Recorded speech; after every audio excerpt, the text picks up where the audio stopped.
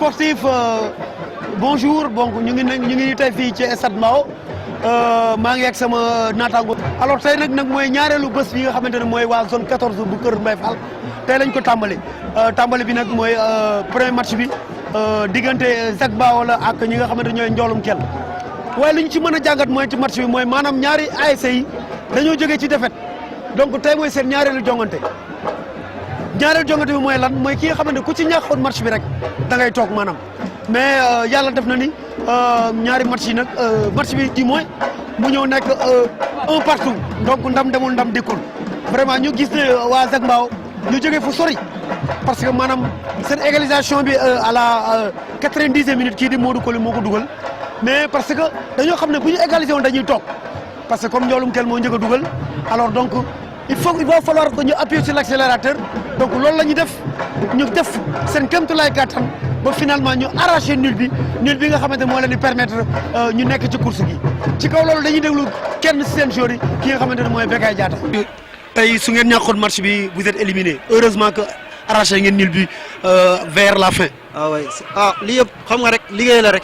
dañoo xool mbooloo bu topp suñu ginnaaw moo tax tey jii nii xam nga nii rek la mënoon demee mënuñu woon ñàkk match bi. bien vrai que am na ay gars yi bu ñu amee défaite am na ñu doon wax naan Zac bi dugg na fii génn fii mais fii zone bi Zac bi moo ko moom tôt ou tard moom daal ñun daal nañu ñaan yàlla rek yàlla baax na quoi te yàlla ñëw te incha allah moom gëm naa dañuy qualifié te coupe bi dañ koy jël. alors dañoo wax ni seen joueurs yu bëri dem nañu xanaa loolu tamit mooy causé ren ji kii bi baaxul Zac Mbao. waaw loolu tamit ci la mais xam nga ñoom xëy na tey jii nii ñoom seen talent dañ ko bëgg dem wane feneen mais ñoom tôt ou tard bu ñu génnee tam Zac bi la ñuy représenté mais tam fii booy am na booy am talent ñu fi ne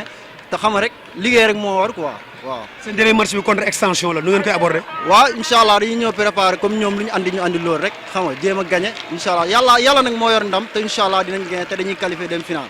côté Ndiolum Kell lu ñu seetlu mooy déception totale parce que nga mën score nga ouvrir score à la 15e minute ki nga xamante ne mooy Souleymane Koli tey nag ñu ngi wax leen ne waa Koli yi ñoo dugal maanaam ñi nga xamante ne ay doom baay lañu ñoo dugal tey alors donc nga yore sa match ba 90e minute ñu fekk la fa nga yaakaaroon am 3 points vraiment finalement 3 points nekk 1 point te maanaam moo tax déception bi nga na lool ci seen côté ba tax na rek kii gi seen capitaine gi nga xamante ne moo dugal sax moom la ñu tàllal suñu micro di Souleymane Koli. Souleymane Koli c'est vrai tey amoon ngeen 3 points en main mais malheureusement 90e minute déception la. oui dëgg la dañuy jégaluwaat rek xam ne sport moo demee nii saa su ne xama rek mooy loolu noonu suñu xol a fees mënuñoo wax ndax bu dul dara victoire moo ñu fi andi woon yàlla may ñu nii kon dañuy sant yàlla rek dellu liggéeyaat defaraat gën a séeri kuddi xam ne compétition bi demagul fenn 2e journée la te des na beneen journée dañ koy dóor incha allah dem waaw di wax gars yi courage ñëpp waaw jégaluwaat monsieur. alors dernier match bi nan ngeen koy aborder parce qu'il faut impérativement une victoire pour ngeen qualifier. carrément dernier match bi moom dañuy ñëw xam nga def joxe li ñu am yëpp ndax loolu rek a fi des te gisee nii ni mu demee nii sax nga xam ne am nañ déception bu mag ñun particulièrement ñun joueurs yi mais grave dañuy ñëw dernier match bi dañ koy dóor incha allah ak 3 points. merci. diggante jàppoo bu Kër Mbaye Fall ak ñi nga xam ne waa Dal Jàmm ñoom it mën naa wax benn scénario bi la ndax ñoom it ñaari équipe yi ci défaite la ñuy jógee. donc tey ku ñàkk moom mooy rek na pare nga ci nawetaan bi li ñu seetlu moom mooy maanaam waa Dal Jàmm ñoo mujjee daan ñi nga xamante waa jàppoo ñaari bal ci benn.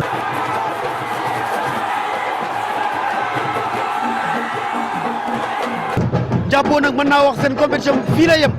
ndaxte tey déception bu ngand la ñu nemmeeku ñi nga xamante ne mooy waa jàppoo bu Kër Mbaye Fall ndax ñoom sax ñoo njëkk a dugal yore match bi ba pratiquement. maanaam première période bi yëpp ba ñu fekk leen fa égaliser ñuy wax déet waaye seconde période bi maanaam ñu rouge benn joueur Dal Jàmm maanaam jàppoo joué à 11 ñoom ñu joué à 10 maanaam loolu la tubaab di wax en supériorité numérique waaye ci jogante boobu 45 minutes gisuñu fa dara li nga xamante ne jàppoo def na ko.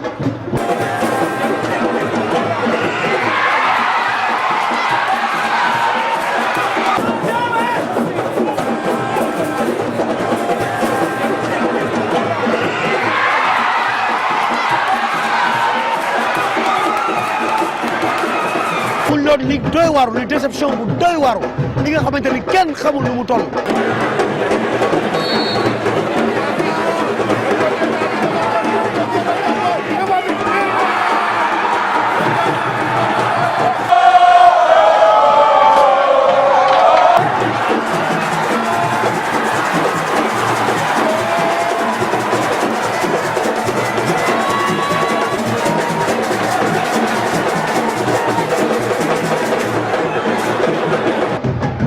occasion sax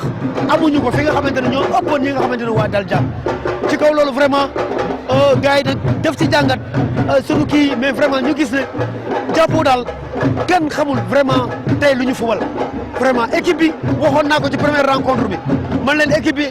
dafa manqué entraînement waaye ki nga xam ne Tapha weddi na ko waaye tey jii talal nañ ko sunu micro tey responsabilité bi yëpp ànd na endossé na ko ñu déglu sax kii di coach bi di Tapha. On a bien travaillé mais on ne méritait pas ce résultat. Mais Tapha exactement lan moo doxul. On a une équipe jeune vraiment ils n'ont pas assez d'expérience donc on a essayé de travailler avec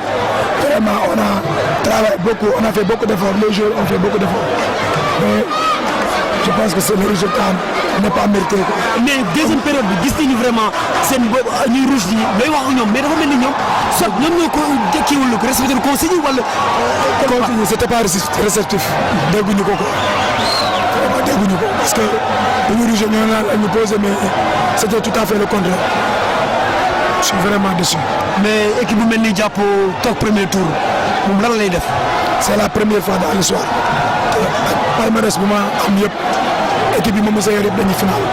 pour une première ma ñëw dans une grande ASC comme jàpp toog première bi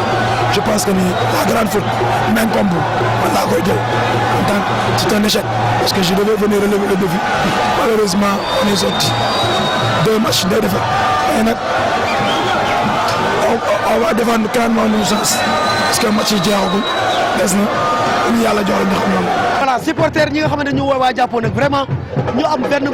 benn naqar bu doy waaru vraiment ñi ngi wax daal kenn si ñoom ñi ngi demandé rassemblement autour de l'ASC ndax ASC bi mu créé ba léegi amuñu ndam ñoom daal ñu ngi naan kenn xamul lii lan la donc ñu déglu rek ki nga xamante ne mooy Omar Fall. fii ci zone bi mais tey yéen supporters yi lan ngeen bëgg réellement lan moo doxul ci année yëpp yéen a ngi ci ginnaaw ASC bi lan ngeen di wax nit ñi. waaw loolu moom lu ci wax du yàlla tamit affaire yi métti na nag waaw métti na mais dañu xam ni mbir yàlla quoi mbir suñu borom mais daal ASC bi ñoo gis ni buy dëkk bi yëpp jàppoon dina jën a kanam quoi ndax boo xoolee 1994 ba léegi moo jël final loolu moo yaa quelque chose quoi pour que 10 ans Roma quart de finale loolu mënul nekk quoi mënul nekk wax dëgg mais nga ne yaa quelque chose xanaa kon seen biir la dafa am ñu liggéey ASC gi pour ASC bi mu am ndaw am déet. waaw ba léegi mën na nekk suñu biir mën na nekk suñu biir nag anciens joueurs yi ñëw dirigeants yi ñëw ñëpp rek ñëpp jàpp ci quoi. mais yaakaaroon ni équipe bi jàppoo day manqué ay xale te am na ay booy mën fubal koñ ba mais booy yooyu amuñu seen place à chaque fois dañuy privilégié ay mercenariat ay gars yi nga xam ne dañoo am expérience est-ce que amul jotul nag ñu jox chance tey tamit. non jàppoo boo xoolee match bii nii ñu toogee nii boo xoolee ñaari mag ñoo si joué muy Ndiogu ak Massi Débé li des may xale lañ li des ñëpp ay xale lañ donc côté boo yaakaar wàllu musique wàllu xaalis wàllu xale tey def nañ ko tey waxaa def nañ ko mais xëy na yàlla moo ñu xañ quoi waral métti na torop nag métti na torop saa sama jooyee rek man jàpp rek moo mën a jooyloo. daal jàmm nag ñooy champion en titre mooy maanaam ñoo yore raay bi tey de vraiment dañoo wan ne lu ñuy naan un grand club ne meurt jamais mais tey wane nañ tamit une grande ASC ne meurt jamais ndaxte à 10 la ñu arraché ñi nga xamante ne mooy maanaam du seen qualification mais maanaam loolu dana leen permettre ñu nekkaat ci course bi donc vraiment loolu gàcce ngalaam ñi nga xamante ne mooy joueur waa daal jàmm ci kaw loolu ñu ngi déglu kii di seen coach. ma wax ci match bi métti woon na trop parce que derby la derby jàppoo ak dal jàmm loolu ku ko dégg rek da ngay xam ne lii derby la premier match bi nag yàlla moom moo dogal ñu manqué chance dañoo joué bay bëgg a dee waaw booy dañoo def effort bu bari joué ñu gagné ñu malchance la parce que yàlla mooy maye ndam tey yàlla moo ñu may ndam dañ ciy kontaan yaa ngi dégg di ko savourer te di wax ñi nga xam ne ñoom suñuy dëkkandoo ñoom tam ñu muñ beneen yoon yàlla dina leen may ndam. mais coach en infériorité numérique mais gis nañu seconde période bi nga entamé ko à 10 mais nag teewul nga gën a attaqué xanaa da nga croire woon automatiquement exactement ci victoire bi. waaw liggéey la rek ku liggéey rek fayeeku parce que booy yi 4 mois maa ngi leen di entraîner man ku ma xam ne man dama daan football bu yàgg yaa ngi dégg man ancien joueur la boo xam ne tey man physique laay gagné équipe bi physique laa ëpp lu ma leen di gagné daaw loolu moo taxoon ma dem ba demi-finale départementale te daaw ni mu demee woon sax moo tax mais finale laa doon dem yor effectif bu baax laa yor tey ren maa ngi félicité joueurs yëpp di félicité encadrement ASC Dal Jàmm yëpp waaw. aussi gis nañ ne daaw da nga dem ba demi-finale départementale. ren lan mooy ambition Dal Jàmm. waaw ren ambition Dal Jàmm daal man daal li may leen yéene nañu dem finale ba pare bu ñu demee finale ba pare nag léegi nag ñu doog a entamé finale départementale finale moom yàlla nu ñu fa yóbbu ak jàmm ak salaam incha allah. ñu bàyyi ñaar rencontre yi nga xamante kii di sunu naataango Ibrahima Ndaw mu defar ñu si jàngat ci vraiment si ñaari rencontre yi. bi nga xamante mooy Zac Mbao xale Cité moo ko dóor 2-1 première journée bu ñëwee fi nga xamante Ndiolum Kel station moo ko dóor 1-0 mu nekk match boo xamante ne match bu métti la woon parce que ku si ñàkk rek da ngay ñibbi ba déwén moo tax bi ñu footballé première quart d'heure bi li nga xamante ne mooy équipe bi nga xamante ne moom mooy Ndiolum Kel moom moo njëkk a dugal te match bi sa loxoom dominé équipe bu Zac Mbao bi kenn xàmmeewu ko première période bi Ndiolum Kel mën na leen sonal leen 8 mais bi nga xamante ne nag après nag si la équipe bu Zac Mbao bi def quelques réglages xam nga à la 90e minute la latéral droit bi nga xam ne mooy Modou Coly dal di monté yéeg benn attaque boo xam ne moom monté woon na si la jot bal bi daal di koy dugal 90e minute bii boobu nag boo xoolee moo damm neeru lii di équipe bu Ndiolum Kel yi di nga dalee entraîneur remplaçant ba si supporters yi ñoom ñëpp seen i laaf dafa tooy tey parce que xalaatuñu woon ne Zac Mbao dina égaliser 90e minute te Zac Mbao boo xoolee entraîneur Zac Mbao bi li muy gëmloo booy bi tant que arbitre tasu match bi jeexagul tant que match bi mu ngi daw war nañ mën a dugal bii wala ñun ñu encaissé waat beneen bii looloo tax Zac Mbao bàyyiwul ba 90e minute c'est la équipe bu Zac Mbao bi dugalee boo xoolee Zac Mbao daaw demi-finaliste zonal la te équipe boo xamante ne dem na demi-finale zonal xalaatul muy toog premier tour ñoom seen bëgg-bëgg lu mu mënti am war nañoo mën a génn dem deuxième tour équipe bu Ndiolum Kel bi li mu indi bu ko bàyyiwul war naa mën a am dara parce que 1 point la am match bii di ñëw bu gagné war naa mën a jël deuxième wala mu génn mais troisième moo tax match bi mënul woon yomb tey si diggante Zac Mbao ak Ndiolum Kel moo doon dox si deuxième heure bi di dox si équipe bi nga xamante ne mooy Dal Jàmm ak Jàppo nekk na équipe boo xam ne yàgg naa wër coupe bi mënu koo am te Jàppo bu ñu xoolee coupe du maire mooy seule équipe bi nga xam ne finale na coupe du maire Abdoulaye Timbo maire de la ville de Pikine. jëfal boo xoolee Dal Jàmm daa mooy champion sortant moo jël coupe bi te yemul foofu dem na ba demi-finaliste départemental moom mooy éliminé ay seen ndam bu mag bi nekk Pikine ñu ne déeta waaye mu teg si équipe bu cosaan bu Pikine kon ñaari équipe zone in yu Pikine yëpp moom moo leen éliminé dal di génn am le grand Jokko bu Malika Jokko moo ko éliminé par tiro bi kon boo xoolee tiro bi ñàkk chance moo ko jàpp foofu moo tax mu ñàkk mënoon naa dem demi-finale entraîneur bi wax na ko après le coach bi li mu wax kon Dal Jàmm wane na les grands ASC ne meurent jamais comme ni ko Papis waxee wane na équipe bu mag la ku dem demi-finale départementale wala ñëw di toog premier tour loolu moo tax ñuy jaajëfal Dal Jàmm di leen féliciter si parcours bi nga xamante ne def nañ ko daaw te victoire bi permettre nañ ñu bokkaat su course bi match bi di ñëw bu nii amee match nii rek dinañ permettre ñu dem quart de finale. match bi tey penalty bi bu duggoon daal beneen match lay doon. waaw beneen match lay doon wax dëgg yàlla penalty bi ñu manqué moo ñu gën a sonal ba pare ak manque de chance tey parce que boo leen xoolee tam match bi ni mu déroulé rek xam ngeen ne tey manque de réussite moo am daal mais équipe bi daal joué na wax dëgg yàlla mais manque chance moom xëy na yàlla lii la dogal te nii la ko bëggee moom dañ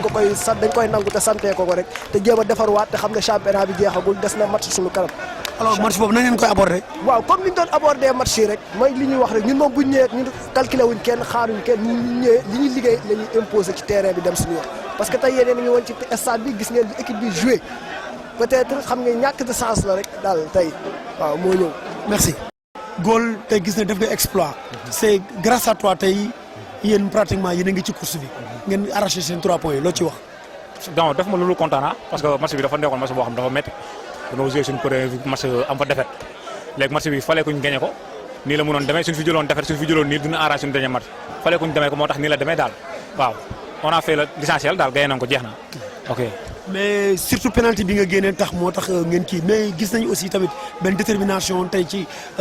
ASC Jubo c'est parce que vous avez perdu le premier match moo tax automatiquement tey fallait ngeen gagné pour ngeen dellu si waat ci course bi. waaw boo xoolee loolu la ñëwee quoi boo xoolee suñu premier match bi moo ñu defar moo ñu xaw a defar moo waral lii premier match bi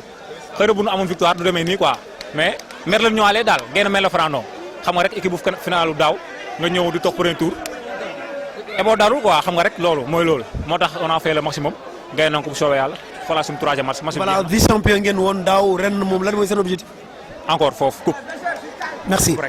troisième match bi dox na diggante Jubo ak ñi nga xam ne waa Manko boo xoolee avant match bi ñoom amoon nañ 3 points waa Jubo 0 point te Jubo nag def na lépp tey ba mu nekkaat ci course bi ndax ñoo gagné bu ñu xoolee ñaari match bi tey match bi ñaari penalty moo amoon waa Manko raté seen penalty waa Jubo nag ñu dugal seen penalty